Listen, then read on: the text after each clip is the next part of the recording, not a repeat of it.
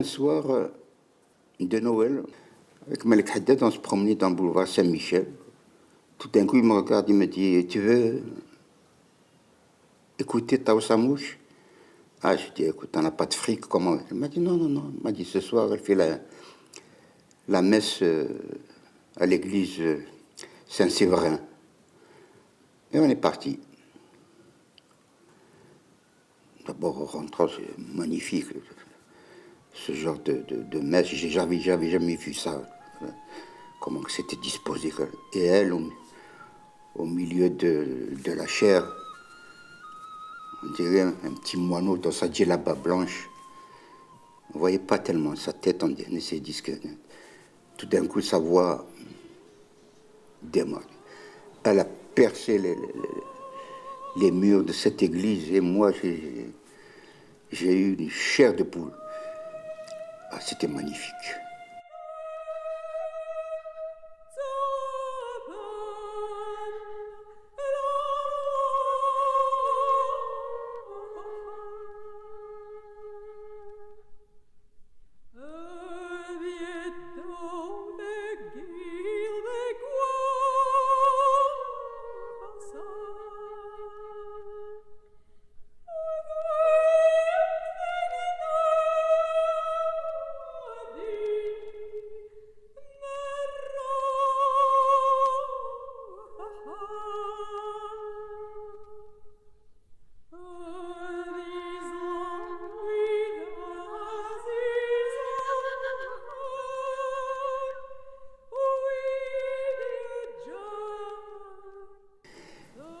Et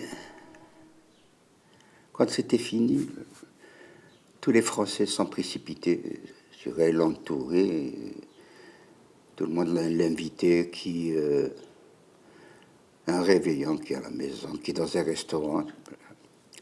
Et je regarde Malek, je dis Malek, elle est à nous cette femme.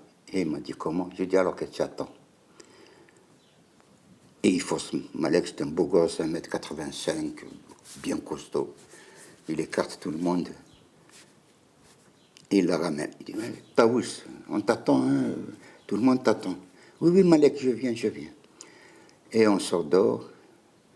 Elle a dit, alors où est-ce qu'on va? Elle a dit, oui, on va. Quand Malek, il parle comme ça. Il n'a pas un sou dans la poche et moi encore moins. Elle a rigolé, elle a dit, heureusement que j'ai préparé quelque chose. Maman est ici. Et on est parti chez elle. À Saint-Michel, la rue du Brochant, je crois, si j'ai encore le bon souvenir. Et je me suis remis à côté de Fatma Mansour. Elle était heureuse de parler kabyle. J'avais rencontré Mamri à cette époque. Il avait 20 ans de plus que moi. C'était déjà connu, il faisait tout petit. Du fait qu'il s'est mis à parler en kabyle et que j'étais très intéressé, il n'a plus voulu me lâcher. On faisait le va-et-vient. Et puis je me suis aperçu qu'il savait chanter. Et je lui rappelais les chants. On a passé toute la nuit comme ça, poèmes, chants et rêves. Malek Haddad, je l'ai connu comme ça, j'avais fait un film. J'avais besoin d'un commentaire, donc il m'a écrit ce commentaire. Un film qui a disparu, qu'on appelle Comme une âme. Et par la suite, on est devenus amis parce que c'était des sensibilités qui étaient très proches l'une de l'autre. Et c'était un homme merveilleux. D'ailleurs, on l'appelait le prince des poètes, c'est pas pour rien du tout. Il avait un tas de qualités. Il était très gentil, ami quand il le faut, et pas haineux dans ses contradictions avec les collègues. Enfin, c'est ce qu'on peut appeler l'intellectuel. Et il a continué. Tu lis toute son œuvre, c'est toujours, jamais, à aucun moment, on a senti chez lui un attachement quelconque à la France, en dehors de la célèbre phrase qu'il a écrite: je sortirai facilement un parachutiste de chez moi, mais Molière jamais. Eh bien, du fait qu'il ne trouvait plus sa place nulle part en Algérie, Il allait de chez Belmiloud, chez moi, chez Bouzid. Il se baladait comme ça. C'était une cervelle errante, quoi. Et de plus en plus, il était dépressif. Et c'était, effectivement, s'il avait eu le courage de l'acte, il se serait suicidé tant il ne trouvait pas sa place dans ce pays, tant il ne retrouvait pas l'Algérie qu'il a rêvé.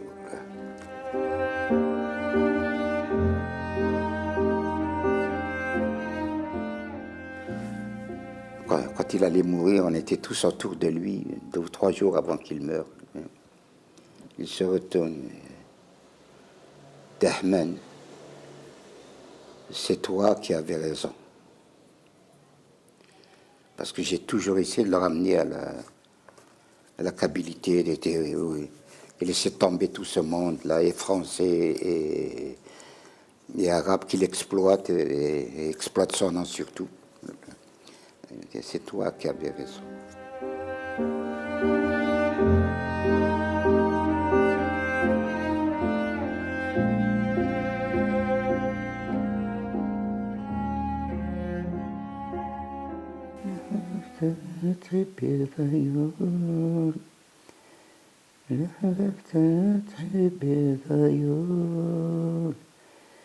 أقلانو سدان فارس أقلانو سدان فانا هسا مديبان وسا تسوتو رودا حلالا تسوتو رودا حلالا هسا.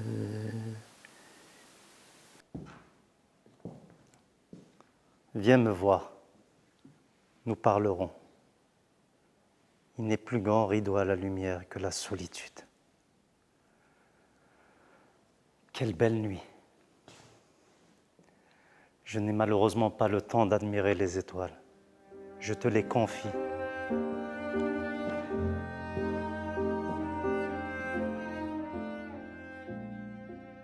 Ma solitude, la solitude, c'est ce que tu vois.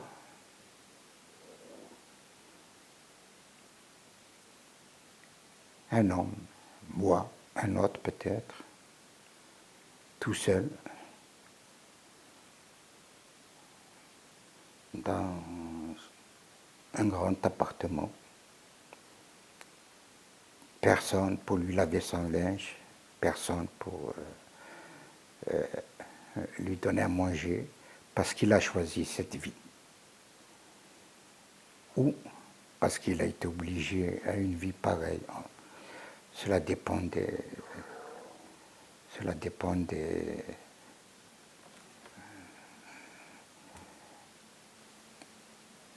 du destin de la vie. La solitude est ce qu'il y a de plus dur à supporter. Les gens ne s'en rendent pas compte, mais rester des journées, sans voir personne, sans que personne ne passe te dire bonjour, sans que personne ne t'appelle, alors que tu connais des millions de gens, parce que tu es connu, alors que tu connais des milliers de gens, parce que tu les as rencontrés, parce que tu connais une centaine de personnes avec qui vous avez partagé le pain et le sel. Et se retrouver comme ça tout seul, c'est un peu la mort. Je crois que c'est ça, c'est un peu ça la mort. Après la mort ne fait pas peur. Je l'ai d'ailleurs dit dernièrement. Quand elle viendra, je lui tendrai sereinement la main. Il n'y a plus rien à foutre dans ce monde.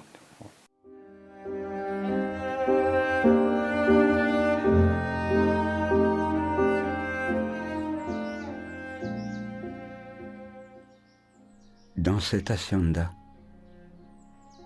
qu'autrefois emplissaient des rires d'enfants, il ne reste qu'un temple aux oiseaux et de mauvaises herbes rétrécissant nos ombres, ferme à jamais le seuil à nos esprits engourdis par un soleil zénithal.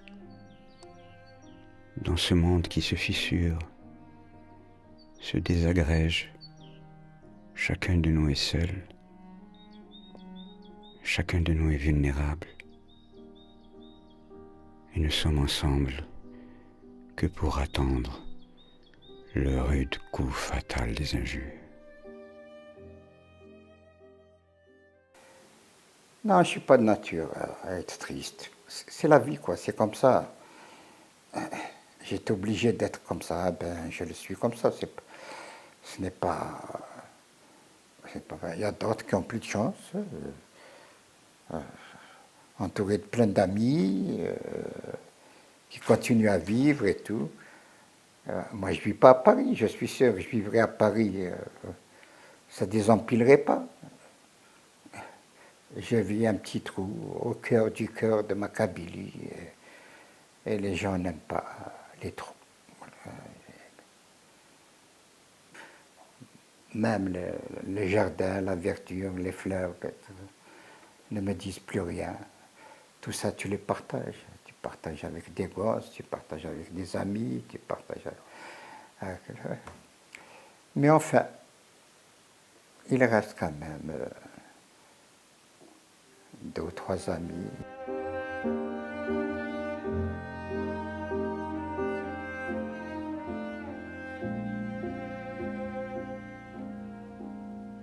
Les pêches sont mûres, donne à boire, fille aux beaux yeux, fais le lit, le sommeil me gagne.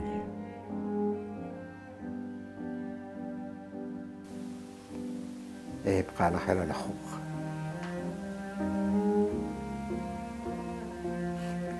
الخوخ يابا نفكي يا ما نتسوى يا متاع عيوني تسويد تنودو معاهم.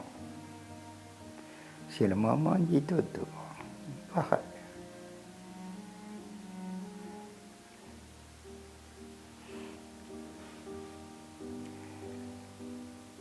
هنا سي لا كاميرا كتقمش تيطايش تفضل لا تصق. En vérité, l'esprit peut mourir avant le corps. Parce qu'il arrive à un moment donné où tout est bloqué, où tu as pensé tout, et où tu n'as pas la force de réaliser ce que tu as pensé. C'est déjà, tu deviens déjà un corps mort. Bon. Et il reste ce petit parcours-là entre la maison et la tombe, où on se dit qu'est-ce que je vais devenir après. Et c'est ça le grand mystère. La mort pour moi a commencé avec la mort des 2 Maleks.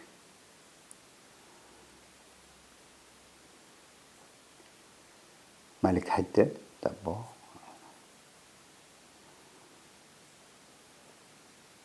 un grand ami. On a fait tant de choses ensemble et tout, puis d'un seul coup, il meurt dans mes bras comme ça, et je vois que tout un univers que je tiens dans ma main, tout un univers qui va disparaître.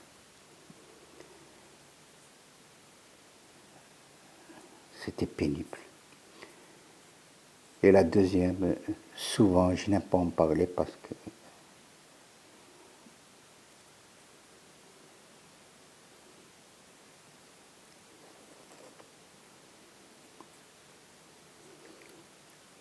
adieu Malek.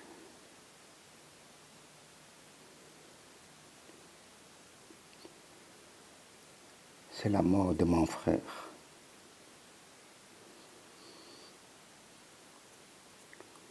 garçon extraordinaire qui n'aimait que rire. Il n'avait pas le droit de mourir.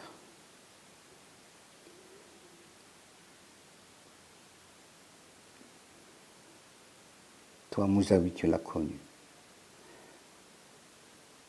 Quand on dit de quelqu'un, il est merveilleux parce qu'il est mort, on triche. Mais de Malek, on peut dire il est merveilleux. Il a été merveilleux. C'était un ami pour les autres, un très bon, d'après les témoins. Et c'était un parent merveilleux. Et c'était le petit frère. C'est moi qui l'ai mené pour la première fois se couper les cheveux. C'est moi qui l'ai emmené pour la première fois à l'école. C'est moi qui l'ai emmené pour la première fois au cinéma. Et c'est moi, nom de Dieu, qui l'ai envoyé à Moscou.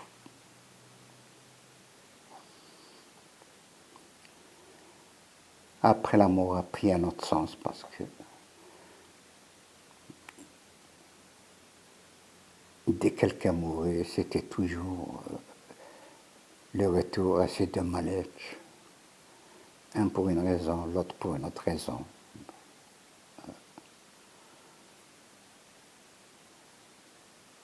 Je te dis parler de la mort. Tout le monde a parlé de la mort. Dans le livre, Enza, je ne sais pas, il y a plus de 30 morts bien décrites. Mais ce n'est que la littérature. Mais quand la mort, c'est la chair de ta chair,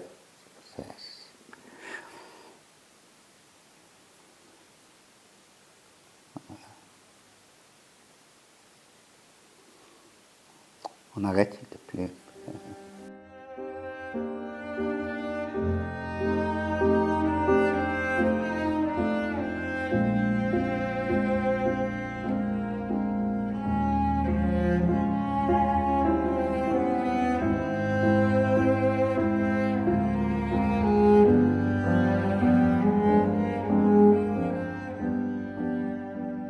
Kermit, ça suffit.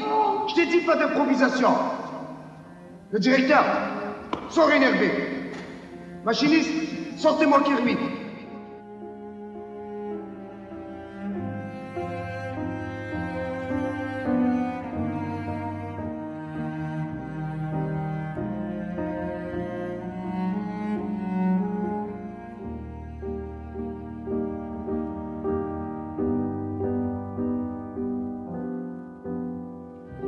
Ce qui reste d'une mort, quand on meurt, on meurt. N'importe quelle manière, en croyant pas, en pratiquant pas,